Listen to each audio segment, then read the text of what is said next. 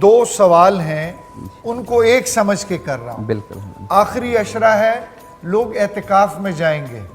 اب مسجدیں آباد پہلے بھی ہیں ماشاءاللہ آباد, لیکن وہ دن رات والا ایک وہ سلسلہ ہو جائے گا.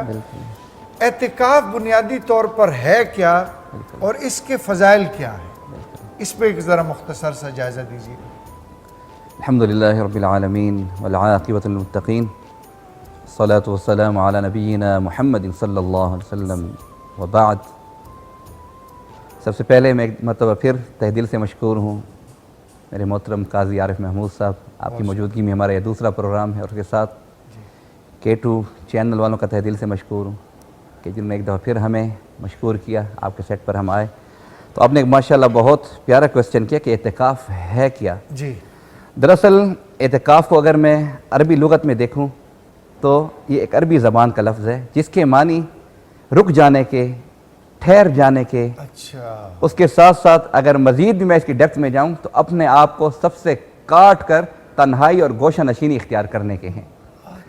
تو جس میں ماشاءاللہ آپ نے دیکھا کہ آخری عشرے میں لوگ دنیا سے, اپنے اہل و عیال سے, احباب سے, دنیا کے کاموں سے کٹ کے 10 دنوں کے لیے اللہ تعالیٰ کے حضور میں گوشہ نشین ہو جاتے ہیں مساجد میں, کیونکہ مردوں کے لیے حکم ہے کہ وہ مساجد میں اعتکاف کریں گے, عورتوں کے لیے حکم ہے کہ وہ اپنے گھروں میں اعتکاف کریں گی.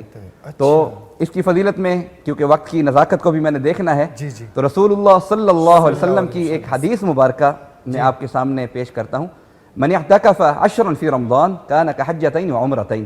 یہ حدیث مبارکہ ہے کہ جس نے ماہ رمضان کا اعتکاف کیا مقبول, اب یہ تو اللہ نے قبول کرنا ہے, تو بہرحال میرے آقا نے اس کا اجر بھی ہمیں سنا دیا کہ اس کو 2 مقبول حج اور 2 مقبول عمروں کا ثواب ملے گا. سبحان اللہ. تو یعنی اس کی فضیلت میں, اور پھر اس کے ساتھ ساتھ میں اگر دوسری طرف رسول اللہ صلی اللہ علیہ وسلم کی سنت کی طرف جاؤں تو یہ سنت مؤکدہ علی الکفایہ اس کو کہا جاتا ہے. صحیح. اس سے مراد کہ رسول اللہ صلی اللہ علیہ وسلم کا یہ ایسا عمل ہے کہ جس کو آپ نے اپنی تمام زندگی میں بغیر کسی امر مجبوری کے ترک نہیں فرمایا. صحیح. اور پھر یہ علی الکفایہ اس لیے کہا جاتا ہے کہ یہ لازم ہے کہ محلے میں سے, گلی والوں میں سے, مسجد میں کچھ افراد لازماً ماہ رمضان میں مسجد میں اعتکاف کریں گے. صحیح. اگر کوئی بھی اعتکاف میں نہ بیٹھا تو سارا کا سارا اہل محلہ گناہگار ہوگا. اچھا.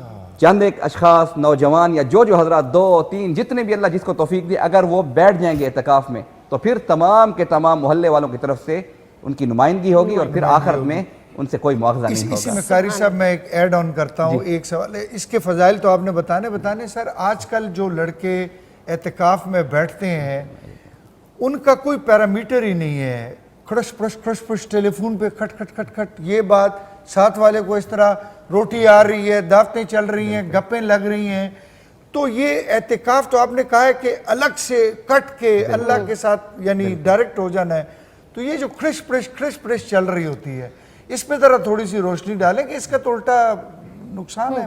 دیکھیں, میں اپنے بڑا پیارا کوسچن کیا, اس پہ میں یہی کہوں گا کہ جو مقصد انسان لے کر اعتکاف میں بیٹھتا ہے اور اگر وہ مقصد پورا نہ ہو تو پھر کیا فائدہ ہے. میں تو یہ کہوں گا کہ 10 دن اس نے بس سمجھیں کہ ایک ٹائم ضائع کیا.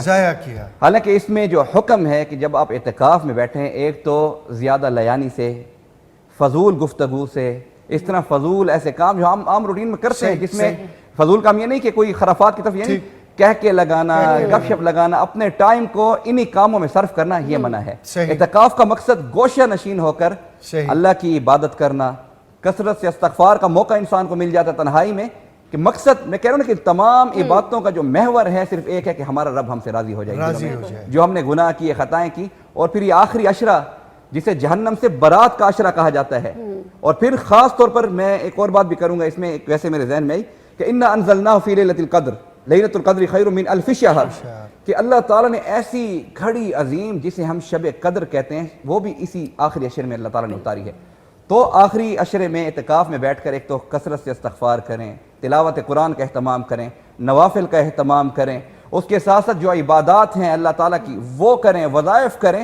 پھر خاص طور پر گڑ گڑا کر التجائیہ انداز میں اللہ تعالیٰ سے اپنی مغفرت طلب کریں, اپنے گھر والوں کی مغفرت طلب کریں, تاکہ جس مقصد کے لیے ہم گوشہ نشین. اور پھر اس کے ساتھ ساتھ میرے آقا رسول اللہ صلی اللہ علیہ وسلم کا معمول مبارک تھا. حضرت ام عائشہ فرماتی ہیں کہ رسول اللہ اپنی زندگی میں ایک دفعہ ماہ رمضان کے پہلے عشرے میں اعتکاف میں بیٹھے, پھر اس کے بعد دوسرے عشرے میں اعتکاف میں بیٹھے, پھر تیسرے عشرے میں اعتکاف میں بیٹھے، اور پھر جب تیسرے عشرے میں اعتکاف میں بیٹھے تو پھر ساتھ یہ ارشاد مبارکہ ارشاد فرمایا کہ میں ایک رات کی تلاش میں پورا ماہ رمضان اعتکاف میں بیٹھا تھا. میں نے پہلا عشرہ بھی اعتکاف کیا، دوسرا عشرہ بھی اعتکاف کیا، تیسرا عشرہ بھی اعتکاف کیا. اب اعتکاف کا مقصد تو میں نے آپ کو بتا دیا. ہاں، اس اعتکاف میں پھر ایک گھڑی اللہ تعالیٰ کی طرف سے وارد ہوتی ہے جسے لیلۃ القدر کہا جاتا ہے، اور وہ 1000 مہینوں سے زیادہ مقبول عبادت کا ثواب رکھتی ہے اپنے اندر. پتہ کیسے چلے گا وہ گھڑی آ گئی، وہ یعنی کیسے محسوس ہوگا؟ دیکھیں اس کیسے ملے گی وہ گھڑی؟ بالکل دیکھیں ماشاءاللہ بعض جب ہم بھی سنتے آ رہے ہیں اور ماشاءاللہ دیکھتے بھی آ رہے ہیں کہ اس رات کی اپنی ایک فضیلت بھی ہے اور اس رات کی اپنی کیفیات بھی ہیں. چلیں کیفیات تو ایک اپنی جگہ پر رہ گئیں، ملنے کی جو آپ نے بات کی ماشاءاللہ ہمارے محترم قاضی صاحب آپ نے بڑی پیاری بات کی. تو دیکھیں اس میں بھی وہی بات ہے کہ اللہ تعالیٰ کی طرف سے ایک امتحان ہے، اور امتحان کیا ہے کہ اگر ہم اس رات کو ویسے ہی